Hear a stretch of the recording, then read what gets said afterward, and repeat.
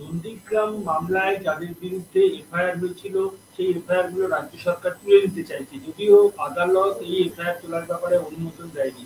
আইনের শাসন প্রতিষ্ঠা করতে হলে প্রত্যেকটি অপরাধের বিচার হতে হয়।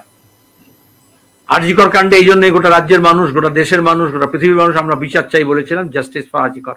নন্দীগ্রামে রাজনৈতিক স্বার্থে মাওবাদীদের নিয়ে এসে বিজেপি, তৃণমূল, জামাত, জমিয়ত সবাই একসঙ্গে মিলে ওখানে রক্ত নিয়ে হোলি খেলেছিল, রাজনীতি করেছিল।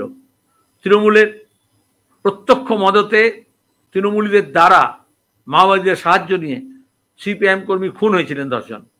তখন বামফ্রন্ট সরকার প্রত্যেকটা খুনের মামলা হয়েছিল। 10টি মামলা প্রত্যাহার করার কথা বললেন রাজ্যে হাইকোর্টে, এবং সেখানে যে পিটিশন দাখিল করা হয়েছিল বিচারপতি বসাক এবং বিচারপতি রশিদি, আমি ধন্যবাদ জানাবো, তা রায় দিয়েছেন এইভাবে মামলা তোলা যায় না। একইভাবে জঙ্গলমহলে ওই সময় 100-র বেশি আমাদের কর্মীকে খুন করা হয়েছিল, নেতাকে খুন করা হয়েছিল।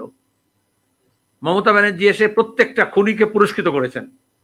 আর যেসব ঘর ভেস্তে গেল তাদের পাশে দাঁড়াননি, যে খুন হলো তার বিচার করেননি। সেই মামলাগুলোর কোথাও শুনানি হচ্ছে, কোথাও শুনানি হচ্ছে না, কোথাও মামলা দায়ের করা হয়নি, কোথাও মামলাকে তুলে নেওয়ার চেষ্টা করা হয়েছে।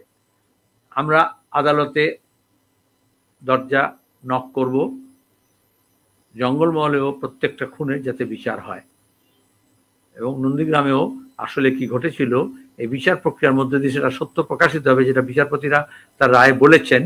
এই জন্য এইভাবে মামলা হাসাব করা যায় না।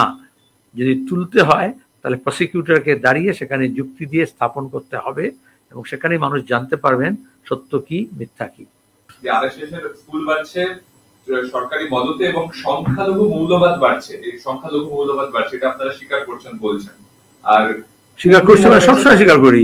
সাম্প্রদায়িকতা যে কোনো রকমের, মৌলবাদ যে কোনো রকমের, টেরোরিজম যে কোনো রকমের, কমিউনিস্ট পার্টি তার বিরোধী।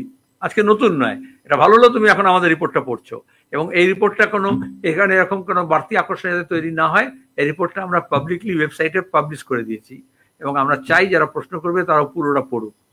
একটা লাইন পড়েও প্রশ্ন করলে হবে না, ব্যাক টু ব্যাক পড়লে তখন জানা যাবে। আমরা আগেও সপ্তদশ পার্টি কংগ্রেসও বলেছিলাম, ঠিকই বলেছো তুমি, এখনো বলছি যে যারা সাম্প্রদায়িকতা নিয়ে, ধর্ম নিয়ে রাজনীতি করে আমরা তার বিরুদ্ধে। সেটা সংখ্যালঘু হতে পারে, সেটা সংখ্যাগুরু হতে পারে। আজকে আমাদের দেশে বড় বিপদ হচ্ছে, যেহেতু বহু সংখ্যকবাদ নিয়ে এবং আধিপত্যবাদ নিয়ে মেজরিটেরিয়ান কাইন্ড অফ পলিটিক্স বেশি হচ্ছে, এবং আরএসএস যেহেতু একটা হিন্দুত্ব কর্পোরেট কমিউনাল নেক্সাস করে একটা ফাঁসিবাদী রাষ্ট্র তৈরি করতে চায়, সেজন্য এই বিপদটা সমূহ বিপদ, এবং তার বিরুদ্ধে লড়তে হবে। কিন্তু বাংলাদেশ আমাদের চোখের সামনে দেখিয়ে দিচ্ছে, পাকিস্তান দেখিয়েছে, যা এই ধরনের রাজনীতি যেটা মেজরিটেরিয়ানিজম, সেটা আবার মাইনরিটি রাজনীতিকেও সাম্প্রদায়িকতার দিকে ঠেলে দেয়। সুতরাং বিপদ উভয়বিধ, কিন্তু মেজরিটেরিয়ান পলিটিক্সের বিরুদ্ধে, মেজরিটেরিয়ানিজমের বিরুদ্ধে লড়তে হয়। বাংলাদেশের ধর্মনিরপেক্ষ মানুষকে ওখানে যে মৌলবাদ, সাংখ্যিকবাদের জোরে ইসলামিক মৌলবাদের রাজনীতি হচ্ছে তার বিরুদ্ধে যেমন লড়তে হবে, আমাদের দেশেও সেরকম হিন্দু সাম্প্রদায়িকতার বিরুদ্ধে লড়ার সঙ্গে সঙ্গে এখানে সংখ্যালঘু সাম্প্রদায়িকতার কোনো স্থান যাতে না তৈরি হয় সে ব্যাপারে আমাদের সজাগ এবং সতর্ক থাকতে হবে।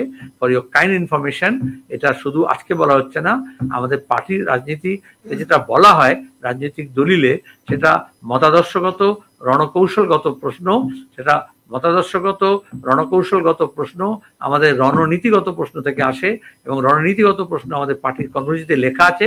সেই পার্টির কর্মসূচিতে আরএসএস এর বিপদে যেমন লেখা আছে, একমাত্র পার্টি যার কর্মসূচিতে লেখা আছে, আজকে নতুন বলা হচ্ছে না, দিন পরে দিন আপনারা আরএসএস এর বিপদ স্বীকার করলেন, এটা আমাদের পার্টির কর্মসূচিতে লেখা আছে, এবং একমাত্র সিপিআইএম এর কর্মসূচিতে এটা লেখা আছে, এবং সেখানে সংখ্যালঘু মৌলবাদ সম্পর্কেও হুঁশিয়ারি দেওয়া আছে।